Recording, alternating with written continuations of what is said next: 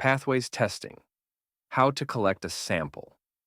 To begin, mark your starting point, then measure 48 inches and mark your ending point with painter's tape. Hold the swab with the flat side parallel to the floor. Swipe it to about the halfway point, then flip the swab and continue swiping the rest of the length. Gently tap or flick off any excess dust or debris, but avoid touching the microfiber tip. Place the swab into its self-sealing bag to prevent contamination. Seal and label the sample, then mark its location on your floor plan. Keep samples separate in individual Ziploc bags, clearly labeled with the corresponding area number. Repeat this process around the entire perimeter of the living space, paying extra attention to areas with plumbing fixtures.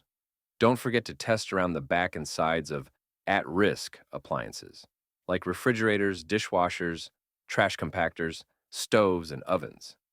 For the most thorough and accurate results, we recommend collecting about 100 samples for every 1,000 square feet of living space.